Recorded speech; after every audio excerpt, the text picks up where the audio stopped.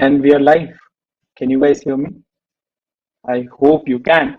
Hello and welcome back to the third episode of Product and Design Series Season 2 by Design Sundays. It's going to be another power packed Sunday. Today we have with us a very super special guest, Shubhangi Salinkar, with us. She's going to share why is user trust important, how can you create products and experiences that users trust, what's a trust journey on product looks like, what takes away trust, and so much more. And the best part is she's going to share some examples around what does breaking trust looks like, or what kind of uh, things sets users off the product. And if they don't trust you, they're not going to love you. And we all want to create products that users love, right? She completed her master's in design in visual communication from IIT Bombay. She has experience of 7+ years and has worked with some of the amazing companies like Microsoft, and that too for 5 years. She has tons of experience, perspective, which will be helpful to all of us. And I'm super pumped because I'm looking forward to learn from her. And there's another reason to stick around. We have some updates on our mega giveaway as well. So stay tuned. Now, without further ado, let me invite Shubhangi and Rakshita to the stage. Hi, Shubhangi. How are you doing? Hi Rohan. Yeah, thanks for the intro and thanks for queuing me in. So I'll just give a quick intro about me to everybody. I'll also share my screen before that so that we can have a visual to it. Let me know when you can see it. So yeah, I'm okay. Yeah. Yeah, Okay, so I'm in Bangalore currently, and yeah, my journey so far has been, actually 6 years of engineering, a diploma, and a degree in computer science. Post which, I did a master's in visual communication at IIT Bombay. Post that, yes, I worked at Microsoft for around 5 years, where most of my work was around authoring and creation with Microsoft Office, Visio, and PowerPoint, and also design for well-being with Outlook, Cortana, Insights, which is now Microsoft Viva. At LinkedIn, I decided to take the plunge into an org known as Trust, and I work in a design team, and we exclusively design for Trust. Here, I work on account access experiences as well as some trust tools that enable users and members to have trusted experiences on LinkedIn. Besides my day job, I love collecting stuff. All my life, I've just been collecting a lot of stuff, which, my parents thought was scrap, and it's been like piling up in my house. So things like feathers and rocks and dried flowers and books. I'm an avid reader as well. I love fashion. I also spent a lot of my college years during design illustrating children's books, and I generally love art and illustration as well. All right, so let's get down to it. Feel free to ask questions, guys who are listening to this on the chat, and we also have space in the end for questions. And yeah, so what is design for trust, right? So let's dial back a little bit and look at the environment that we are living in right now. The world is changing. Database breaches, misinformation, surveillance form a major chunk of conversations around tech today. And it's become a very popular knowledge that if you're not paying for a product, you probably are the product, right? So people are hyper aware of and pretty sensitive to their privacy. There are many high profile controversies that companies seek to avoid. With the growing realization that a trust breach can actually lead to losses in customer acquisition, it can lead to people dropping off the funnel and people stopping to use your product, which is pretty much the worst thing that can happen to us as product companies, right? So there are a lot of terms scattered around when we talk about trust or design for trust. There's safety, ethics, privacy, visibility, responsible design, and all of them tie to the same end goal, I would say. And I hope this talk or the slides that follow help you understand and debunk some of these terms. And we could always ask more in the questions later. I love this quote. It says, "A designer is responsible for the work they put into the world." And this is what personally keeps me coming back to my job every single day. I find immense purpose in being a designer, and knowing that the work that I put out is seen by millions and millions of users, and it actually influences their day to day and how they feel about things in general. Okay. Yeah. So the question that we'll answer today is how to weave trust into a product, or how to bake trust into a product. And it is not a patch up job. It is not something that you finish your product design and then you decide, okay, now I want to weave trust into it. So how do I do it? It actually starts from the very beginning. And I would actually dial back and say it starts from the company. It starts from the leadership. It is not just the onus of the design team to weave trust into the product. It has to be baked into your company's policies, the way they treat customers, and then has to flow into the UI as well.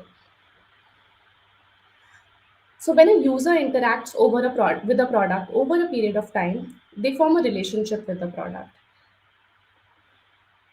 The quality of this relationship is defined by how the product behaves during trust sensitive moments.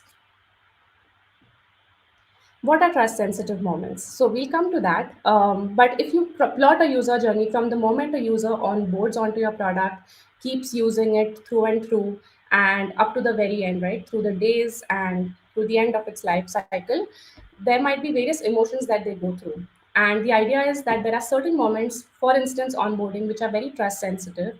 And depending on that and their emotions at that point in time, the trust in your product might be affected. Let's take LinkedIn's example. What are trust sensitive moments on LinkedIn? When we onboard a new user, when we ask a user to provide their data, such as email or phone number or credit card number, when a user is job searching on LinkedIn while still employed, right? When a user updates their profile after a job loss, when a user encounters inappropriate or fake content, fake news, misinformation, when we ask a user to agree or disagree to legal terms. All of these are decisions or emotions that a user faces at different points in time, and it's a great exercise to actually identify these moments and then make sure that we do justice to them as designers. So, what does a trust journey look like? It starts right from early interactions where trust is very fragile, up to repeated successful interactions. So, if you're successful in building and maintaining trust, it will go into repeated interactions, right? And I wanted to add that trust journey actually begins even before the user comes onto your product. So, there are different things like brand perception, marketing that also affect trust. And then when they're actually onboarding, at that point, they're going to be really unsure of your product. So they're going to actually think whether or not to trust it. And different things that they encounter at that point will lead to either a breakage in trust or will lead to growing trust over time. Trust is all about consistency and repeatability. So one bad interaction or one kind of, misdemeanor can lead to a loss of trust. If you're successful, then the user at the end actually takes part in the trust process. What does that mean? So it means that a user is actively engaged in trusting and making their interactions trusted, which means that they read the privacy policies, they look at they answer the questions correctly, they also go and figure out whether or not they can use the product, and they also recommend the product to other people. So that's the ideal point to be at. What are some of the other factors that influence trust? And they seem to be simple, but it's actually very important to call out. So usability while using the product is also very important. This is something that we do day in and day out as designers, but having like an overloaded UI that is confusing, that makes people feel confused instead of confident, that can lead hamper trust, right? How helpful is your product?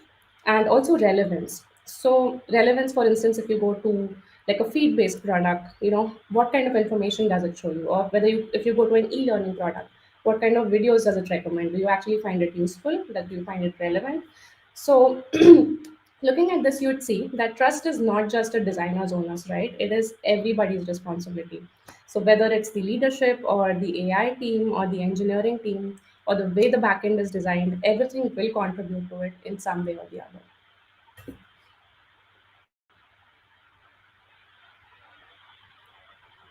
So trust is everyone's responsibility, and as designers, what we can do is start the conversation. We can start questioning our team members. We can start the dialogue around it, and take it from there.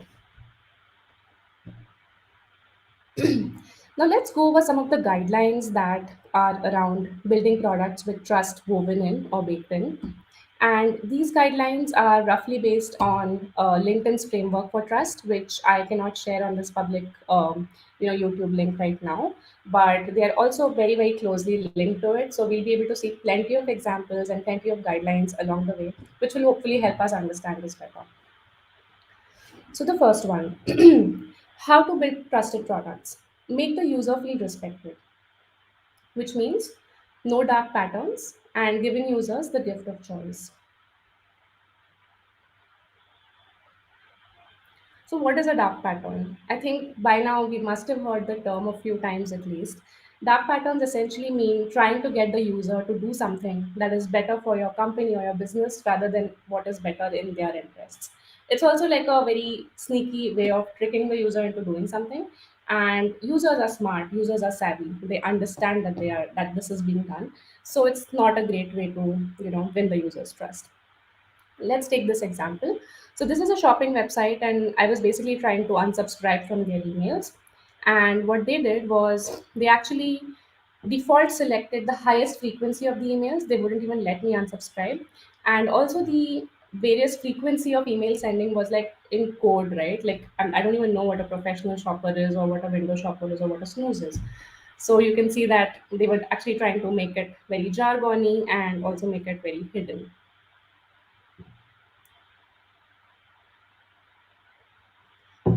This is another example from a very popular app, Urban Company, where yeah, they actually automatically add the subscription to your cart, right? So you might have added certain packages to your cart, and when you're by the time you're checking out, something else is being added to your cart, and you don't really know what happens at this point. So not only is it unclear, it is also auto added, and you're not giving the user that choice. And yeah, there is a way to remove it, but as you see, that's definitely not the highlighted part of the screen, right? It takes a while to even understand that something's been added, you're being charged extra, and that you can remove it. Another popular dark pattern across websites, across apps that I've been observing is when you try to exit, they actually try to not let you leave, right? So on the left, you see this app called Navi, which when I pressed the back button on my mobile, they said, "Are you sure you're closing the app?" And then no is highlighted. So the wrong kind of CTA is highlighted and it does not respect my choice. In the second one, that's the Hirect app. When I press the back button, it says, "Are you serious?" And then it gives me some kind of, you know, like a long piece of copy. And then again, continue is highlighted, exit is not.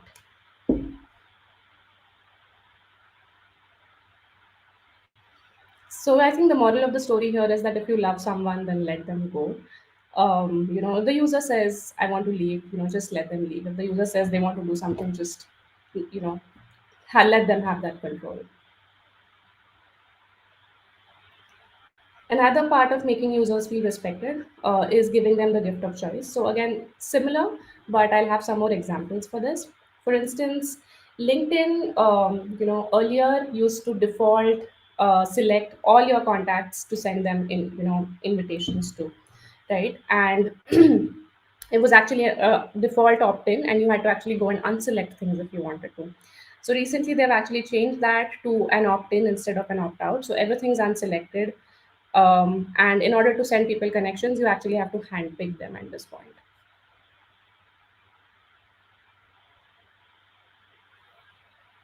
The second example here is that when you're adding a phone number, and this again, many apps do this, right?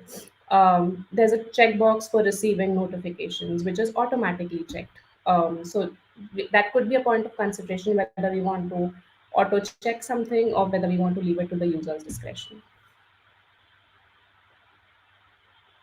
And especially around places where we collect data, right, like phone numbers or emails, and then do allied things around it, like auto opting you into email subscriptions or offers and stuff like that. I think it's that's the point to be extra careful because you're taking something from the user and you're not, it's not a good idea to use it for unintended things that the user didn't really sign up for.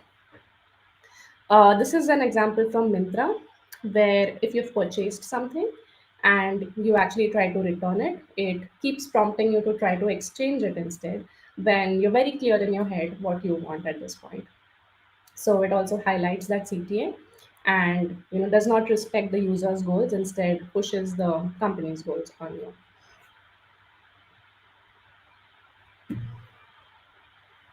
This is an example from Cred, where while you're onboarding the app, again, remember the trust journey. So onboarding is a very trust sensitive time and very easy to break the user's trust. So while you're onboarding, it says we take the following permissions, and it gives you two options, and there's no real option except to grant the permissions. So there's a lack of real choice. Also, the way the copy is, right, like we take the permissions, right? It could be more humble, like, would you be okay with giving the following permissions? And the good thing is that they've tried to explain how it helps, which is good. But yeah, and the deny permission is actually again very hidden. Also, the accessibility aspect of this page is quite messed up. I'm not able to read half the things, even as a, you know not a visually impaired user, but even someone with slight vision problems may not be able to read all the text, and especially the deny permission, which is like super low contrast. Another thing is, yeah, the default opt-in when you add a phone number, very common pattern across apps and websites. This is an example from Twitter, where this is another kind of a dark pattern at play, where it says you're in control. When you want to opt out of ads, it says you're in control. It gives you some text there. And then it basically has options to only keep certain kinds of ads and does not really let you, turn them off. So there's a lack of real choice here.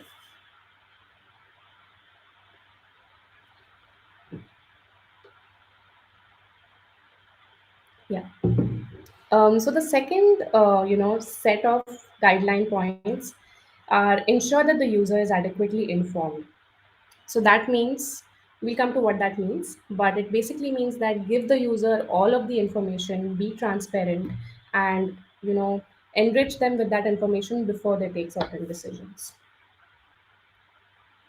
Let's look at what informed consent means. So there are points in time where you take consents in apps and websites, right? Are you giving them all the information at that point? So this is a simple cookie consent form by LinkedIn, where it gives you all of the information regarding what happens when you consent to this, and what are the consequences, and also you have an option to accept or manage your preferences. This is an example for Airbnb. Again, something that they do well is before you actually request to book something, um, they give you all of the information. So, how can you cancel? And the booking does not happen instantaneously. The host actually has to agree to the booking, right? So, it says your reservation won't be confirmed until the host accepts your request, and then thinks about when you will be charged and so on. So, it tells you exactly what you need to know and what your action of request to book will entail.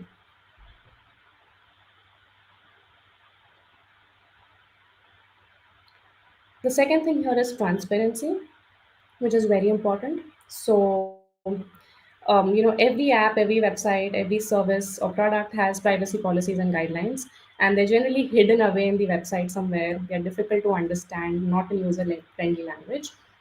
This is a great example where YouTube actually brings it to the front, enlivens it with great illustrations, amazing typography. It will actually make you feel like clicking it. And when you actually visit it, it's very easy to understand. And once you understand these things, it makes you a part of the trust journey, where you're actually figuring it out, like what YouTube is doing with your data, and whether you're okay or not, and you're kind of able to make those decisions.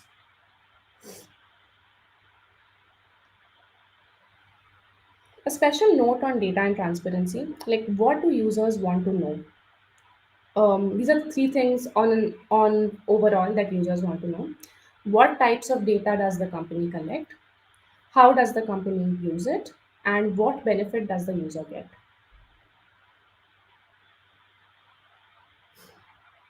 This is an example from Swiggy where they have like a good amount of information here as to when you enter an OTP or when you're signing up with your phone number, what it would be used for.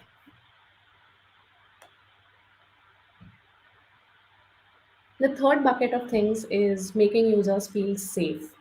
And safe could be anything, right? It could mean different things for different apps.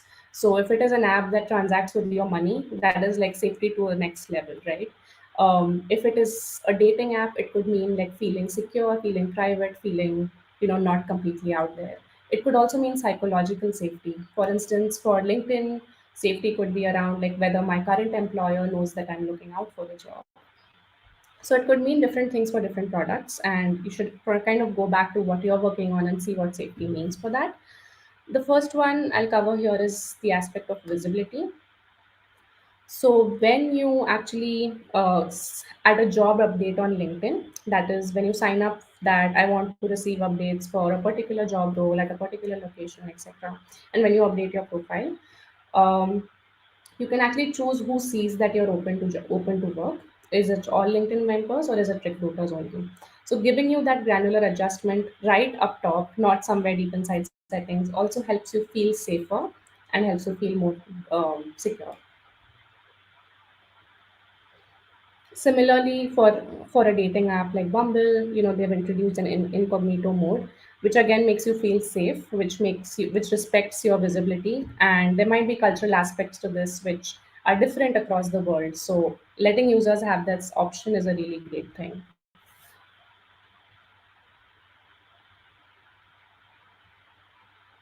The second one here is protection from unintended use. So this is an exercise that you can do with your researcher, and it's actually a workshop. You could look it up online. It's called as "What Could Go Wrong." So whatever you put out there, there is a tendency. There could be a possibility that somebody might misuse it, right? For instance, if you're providing like an account access thing like Google, someone might actually be logging in with your details and trying to take over your account. Or whether when you're going to a website and entering any sensitive information, it might actually be like a phishing link, and someone might actually get hold of your information. So having those checks in place, and also letting users know that hey, we're trying to keep you safe here, and making sure that your information is not used for unintended consequences.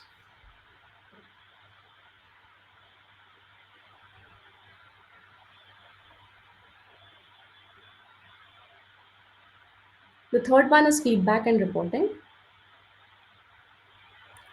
Does the user have a way of letting us know when something's not right? So you can actually equate it with kind of just feeling safe in a city, right? Like, are there people that can hold the bad guys accountable? Is there somewhere you can go to complain and so on? So, for instance, this is LinkedIn's reporting flow. If you see any content that is not appropriate on LinkedIn, that is misinformation, that is harassment, or anything in those lines, you can actually go and report it right on the content itself in the three dots. Can users find help easily? So where do you put your get help button, right? Is it right up there or is it hidden somewhere? Or for a complicated website or like a enterprise product, it could be the guide that is there, the product guide or the FAQs. Where is the link to that? So making sure that you can get help without leaving the page actually helps in providing a safer environment.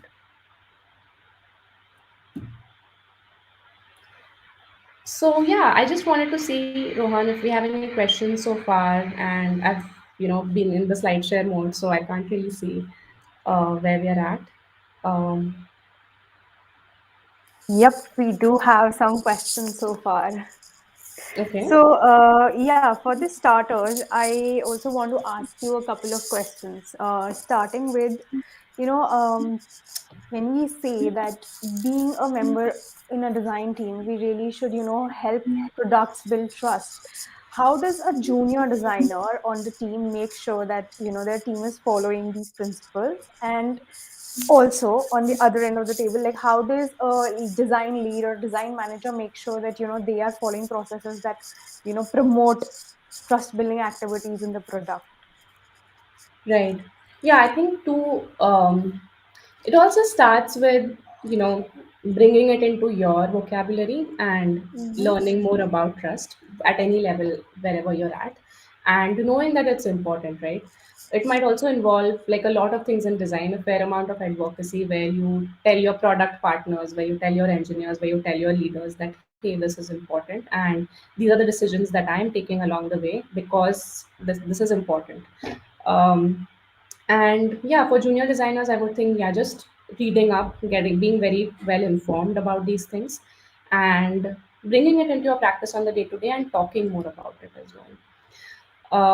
Yeah, as for leaders, probably you could have your own set of guidelines which are very tailored to the product that you work on, right? And also, share them with your team, share them with your product partners, and so on. Right, right. Definitely great tips, Shubhangi, because this is a topic which is usually not spoken of so much. So we have a lot of questions around the same. Then you also spoke about dark patterns. So I really want to understand, because even given my experience, I've faced a lot of times that business tries to create intentional dark patterns in order to maybe pull out those extra bucks from the pocket of your customer, or not making them realize but they're in a trap. And how do we make sure that we make the business realize the implications of these dark patterns, and how do we kind of analyze these dark patterns in the process itself, so that we can make sure we don't follow similar kind of structures in the future? Yeah. I think that's a great question, and I feel like it has to come from top, right? Because so for in my company in LinkedIn, trust is like a company priority. It's right up there with engagement and retention and trust. So which is why things flow down right up to design, right? Now, what Exactly. happens though when the whole project is around creating a dark pattern? Like it will be really difficult, but I feel like you have to influence upwards or sideways at this point, and also talk about that, okay, this is going to really impact users who actually figure it out. And people are not stupid these days, right? Consumers are getting more and more savvy, and dark patterns are everywhere and they know exactly what to do. So that extra step, inserting these extra steps just to, in hopes that they will do the opposite, may actually work against our favor. So yeah. Absolutely. Yeah. Absolutely. And I also completely agree with you on the fact that, probably projecting a long term loss in terms of the user base and the trust of the users, that is something which definitely grabs the attention of these people against those graphs that keep going, in the Yeah. upward direction by breaching the trust at the moment. That is definitely there. I think there was one more question in the chat that I'll quickly take up right now. That is, okay, it was somewhere at the top of the chat. Just give me one second. Yeah, yeah, yeah, sure. It's around a reflection of building trust into products and company policies. Is there something interesting on how you do that? Right. Into company policies, right? Yeah, so that is Yeah. again, it has come from the company, right? And I would say, like, I'm lucky to be a part of of a company that actually upholds this. So how we operationalize it is that we have a framework for it, actually. And all the things that you saw today are actually, offshoots of that framework. Mm-hmm. And we the design team has come up with this after a lot of research, after discussions with our cross functional partners as well. So now this framework, there's a document of it. It's well documented in a very, nice, visually appealing way as well in our company, um, in our company docs, and we share it often. We give presentations to our cross-functional partners about it, or anyone new who joins the design team also gets to know about it. So this is how Right. we, yeah, Right. All right. So I think before we go forward, there was another question in the chat from Minka that I want to take right away. That is, if you have any, additional tips to build trust for infrequently used apps or products, because sometimes adding these might look like they're additional steps or too much of data in a space. So, what are your tips to go about a space like that? okay. I didn't get the question actually. Infrequently used. I don't see it to be very different from a regular app. Mm-hmm. But yeah, anything around frequency, Yeah, can they clarify possibly? Because I don't see the relation between frequency and this. Sure, Menka, feel free to, maybe add something to the question, like something that you're referring to exactly. Yeah, That we could might. come back to it for sure. Sure, yeah, yeah, yeah. Um, Infrequently used product services. Yeah, I see the question now. Yeah, any other question we want to take? To Yeah, Menka is back. So she's saying that it's about products that you're probably not using on a daily basis or on a very frequent basis. Where I'm assuming the question is around the fact where you're not collecting a lot of private data, but at the same time, you want to build a level of trust that helps people feel more comfortable while using those products. Okay. Yeah. I would say, yeah. I mean, unless I know the domain in which you're operating, and yeah. But overall, I think just make sure that you identify those trust sensitive moments, right? Like when you could lose trust, and there may or may not be many, but at the same time, let's say it's for an e-learning app, right? And you wouldn't associate trust with it too much because it's not like a taxi hailing app or like a financial services app where there Right, could be a lot of these sensitive moments, right? But this is more about just content first app, or maybe like a TikTok. So over here, trust would take the form of relevance, I would say. Like, does it know who I am? Does it recognize me? Is it giving information that is personal to me, or personalized for me? And is it relevant for me? And so on. So even that will contribute to trust, I would say. so can I also say things like, certain information that I did not provide, and the app is by default providing me with those information, like maybe picking up my profile picture, whereas I did not link my accounts, and now I'm wondering what the hell just happened. Where did they really get my picture from?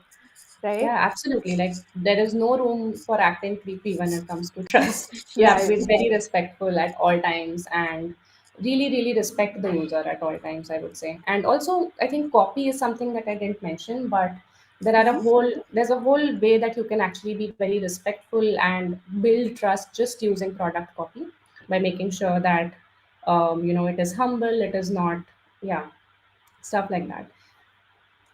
Right. And just one last thing before again we hit the deck is when we say, adding content or adding context of how much data a product is collecting from you, how do we know that we need to draw a line? Because sometimes too much documentation can hinder your general process or flows of the app, right?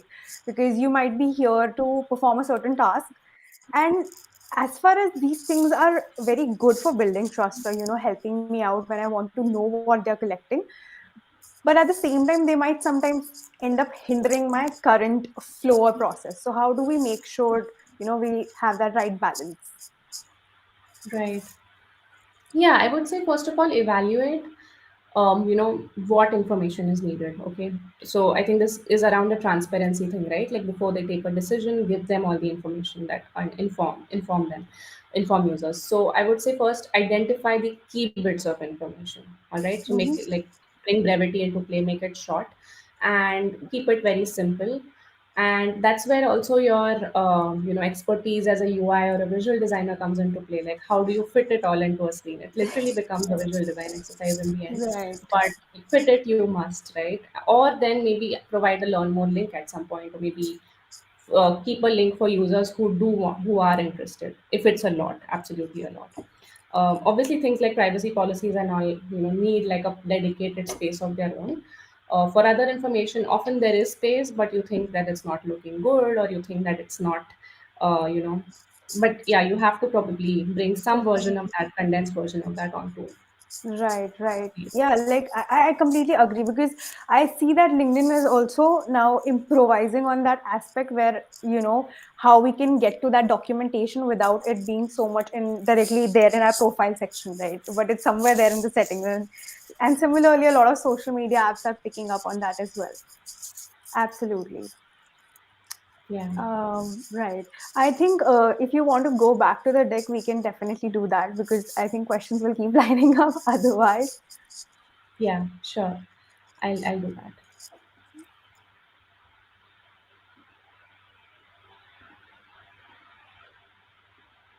So I think some folks did join late. For I can probably quickly summarize this framework that I just discussed for them, um, and basically making users feel respected, making users feel informed, safe, as well as empowered. So that is actually the framework, and we went into examples for each.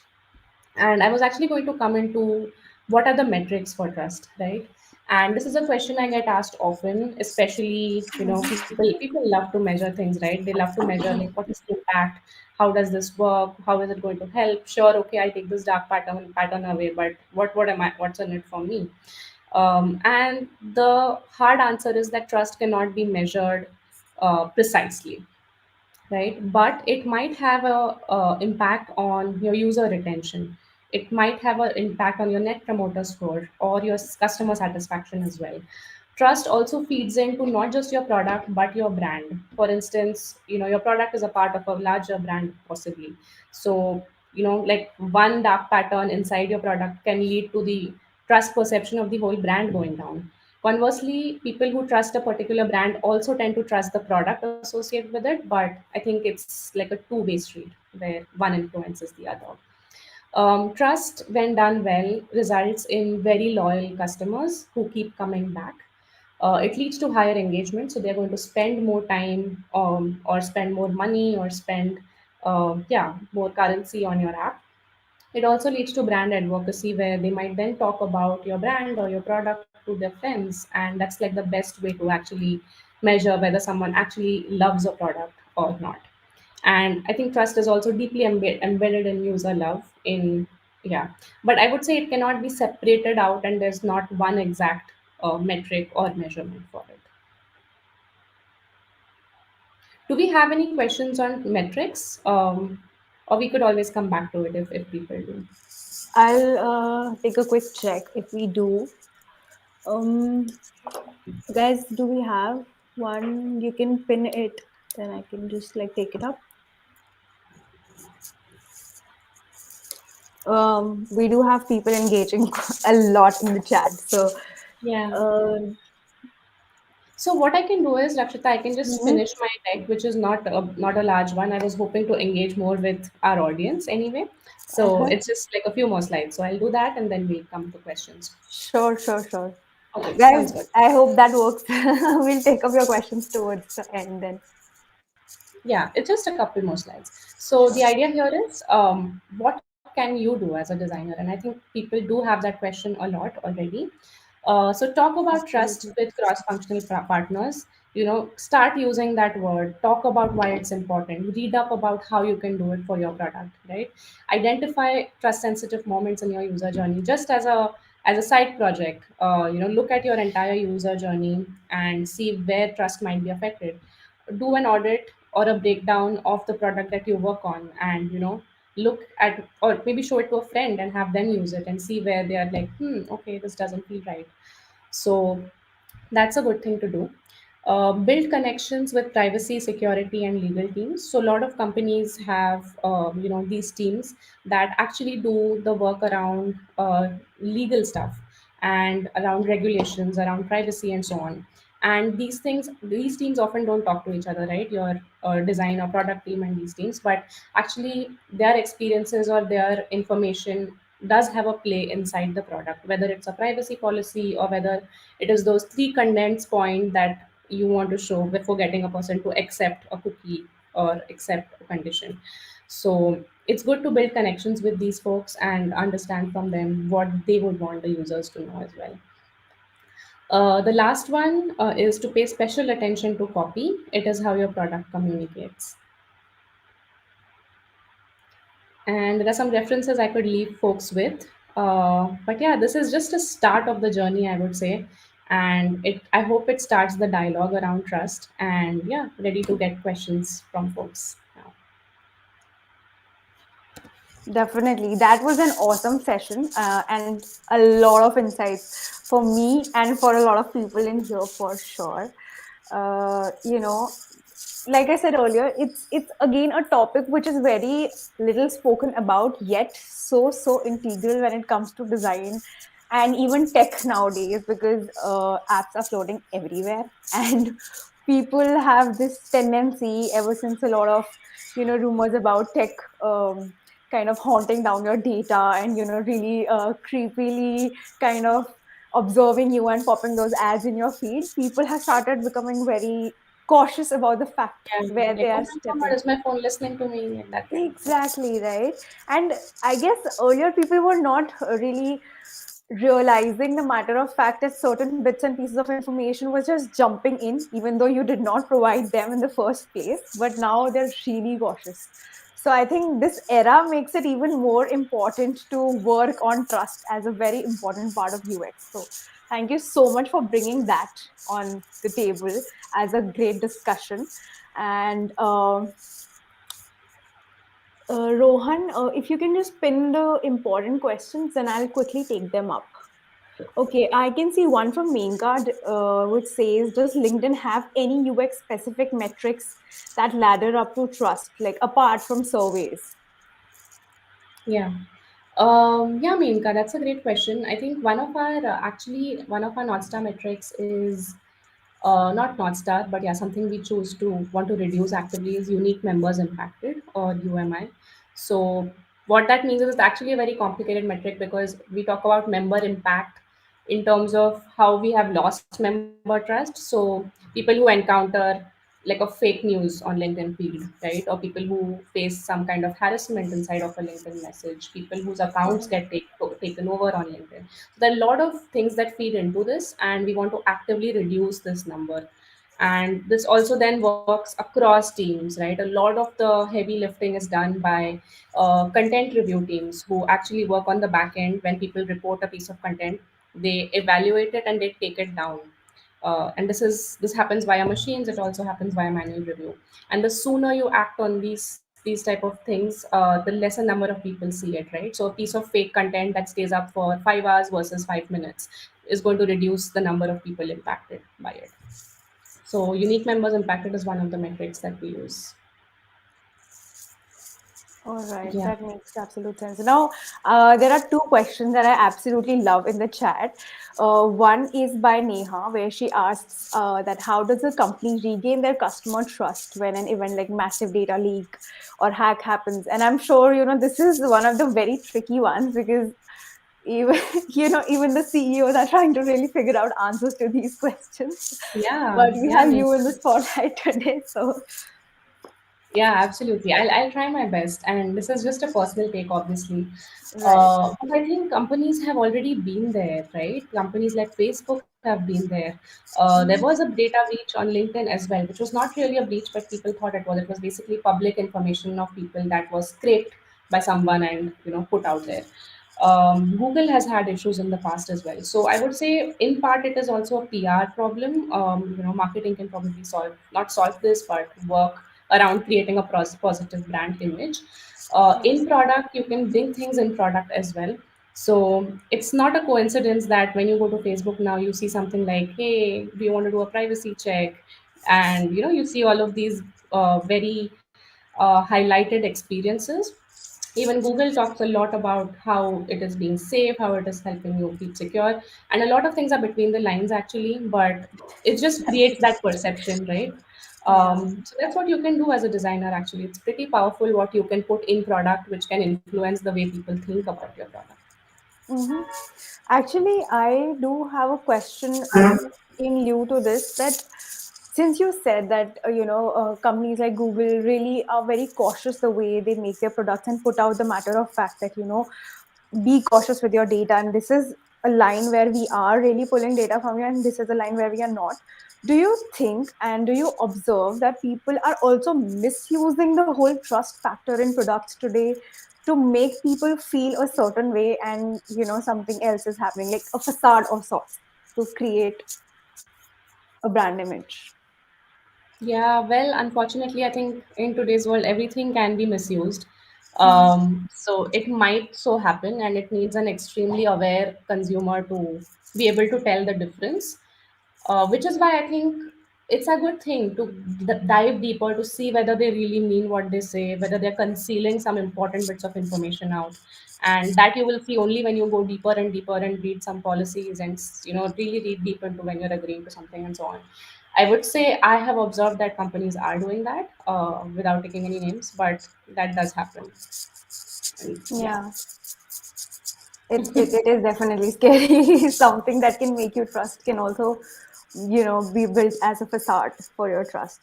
But having said that, Sharon has put up a very interesting question regarding B2B products. And this is something that I really wanted to bring up because I have been working in B2B industry, and this is something that, really keeps popping in my head as well. When we talk about trust, we usually are talking about customers, right? More like a B2C scenario. But here, when, B2B products are not really facing towards the customer, rather business, does trust play a very important factor there? Yes, I believe it does. And I think the question is the private data of the users is um, not Okay, at I'll stake, just. Uh-huh. but the It companies says, instead. is it necessary to include trust in purely B2B products where the private data of the users is not at stake, but the companies instead? Right, right. So it's at the company's data probably. I would say yes. I would say that companies are even more vigilant about, not having their data or details out there. And though there are some other things in B2B products, like, it should work well, it should get the job done, it should be extremely efficient, and those factors also play there. I would say trust is even more important there. And probably the ways you surface it might be different. Maybe you don't have to dumb it down anymore, or maybe, yeah, I haven't worked with this aspect, I would say, but I would definitely think it's important. And to be very honest, to add, like if I had to add to that, Sharon, I personally feel that trust is one thing that becomes a major factor when massive consultancy or B2B firms are actually reaching out to their clients or customers to tell them that your massive data will be protected by us at the core of our heart. Like you can really trust us because B2B is something which is very scary because each company and each business has a lot of data to protect within themselves. So when they have another business to trust for their services or take up their services, this is actually one factor that really helps you score against the others in a B2B setup. Yeah. Moving on to Neha's question. She's asking, how does a company regain their customers' trust when an event? Okay, this I am so sorry. This has been taken up. Then we have Udit's question. How do you draw a line for nudging? So he's sharing an example from Mintra where he says Mintra has a secondary CTA to exchange, which might be a better option. Maybe they got a wrong size and things like that. So do you think factors like these are definitely helping building trust in e-commerce where let's say you buy a certain size and they give you an option of exchanging that size? Hmm. Yeah, in a way, if you think that that's really what is helpful to the user, then it will build trust, I believe. At the same time, if the user has explicitly said that, I do not like the quality, I want to return this, it's not a size issue, it's not an exchange issue, then not respecting that, that the user's already said that is going to take away trust. But it can work both ways. I think helpfulness also plays a role here, so you'll have to figure out which bucket this belongs in. Right, absolutely. And since we're talking about this, I think one company that is doing it really well in e-commerce is Nykaa because I remember Nykaa being a brand who came into the whole cosmetics industry just basis on the fact that we are providing you original and authentic products. So maybe not necessarily just their UI, but the way they position their brand in that entire domain gave them an edge over other products that were definitely out there to just get them. It was like a very cutthroat competition kind of a situation in the early days. But now Nykaa has somehow, happened to manage that image of trust because when it comes to really expensive cosmetics and now even fashion, you really need to build that trust that the company is selling an original or an authentic product, so to say. Right, right. Yeah, that's such a great example, I would say. And Apple is also one of the examples here where Definitely. they have built an entire marketing campaign around trust, but they also have great in product trust as well. And their whole business strategy is now based on trust, which is, the opposite of many other people's business strategies, right? So, yeah, it's a great example to look and read into if you're interested in this topic. Right, Yeah, right. thanks, Sharon. Are there any other question that I might have missed? There is a funny remark from Neha for sure, where she's talking about job postings from LinkedIn. But overall, we do have a lot of people enjoying the session, and definitely a lot of insights taken away from this session, including me. I have learned quite a lot in this session for sure. Is there something that you want to say on a closing note for the session to our audience?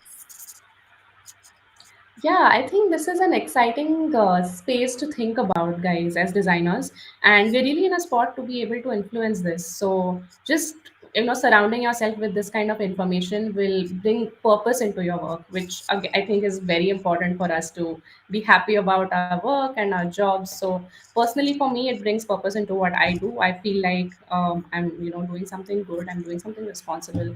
So, it's a journey worth taking, I would say. Absolutely. And thank you so much for bringing such an important, topic on board and having, discussed it or like with our entire audience and our community here.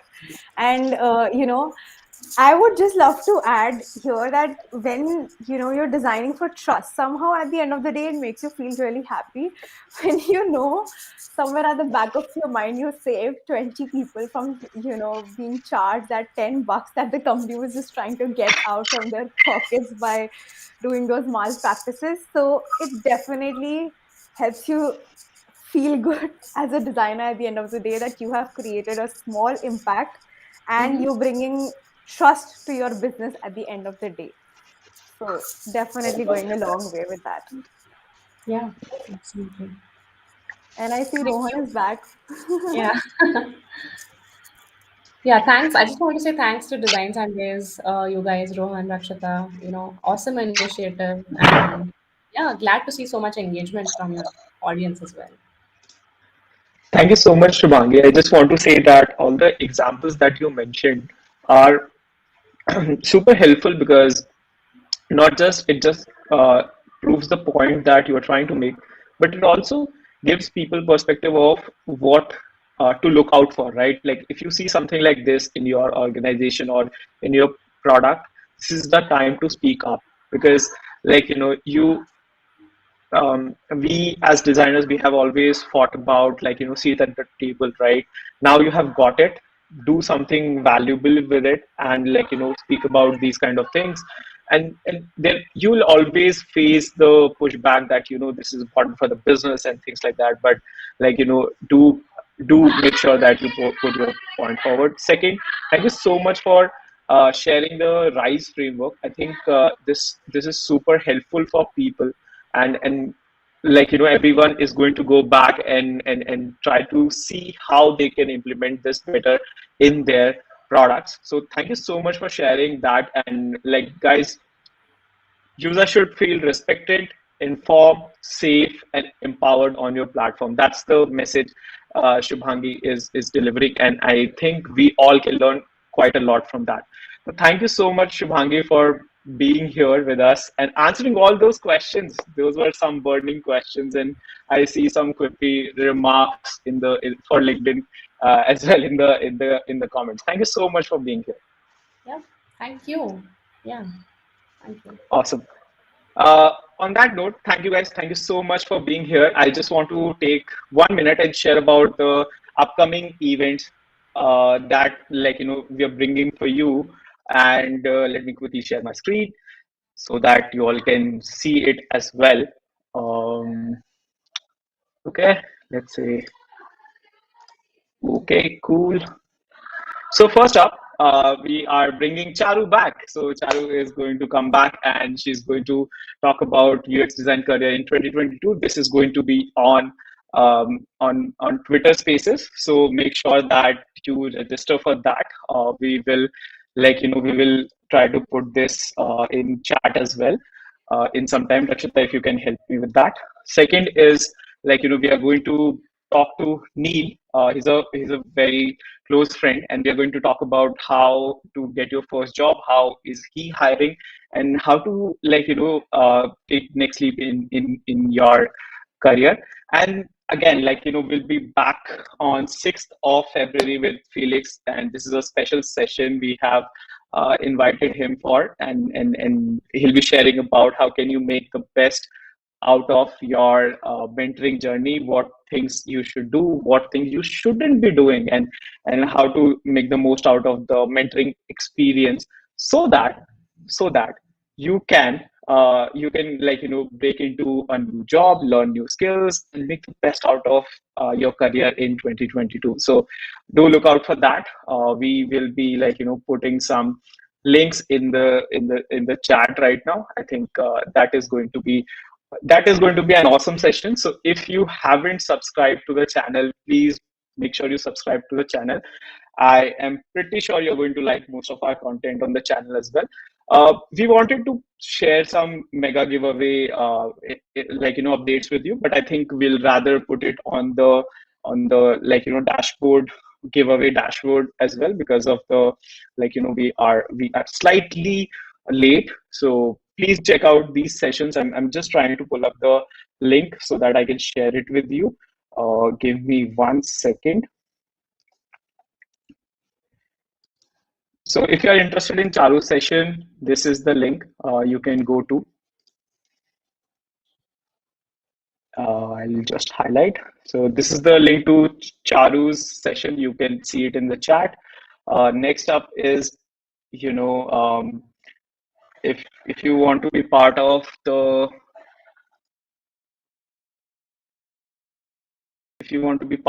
Felix's session, you can also register for that as well.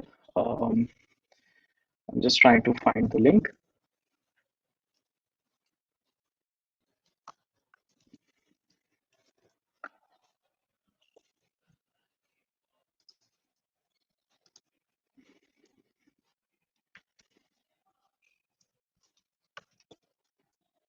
Sorry, I was hoping for some help, but I think people are missing here. So yeah, I think this is the second session for that you can register. And let me also share the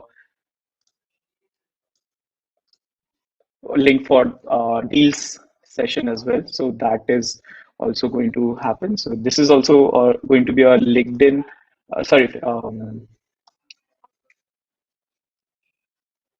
a YouTube live. So let me quickly pull up that as well. Yeah, so this is for Neil's session. You can sign up for all three, set reminders, and thank you so much for joining. And I will see you all next time on the Twitter Spaces and for the live events as well. Thank you. Have a great weekend ahead.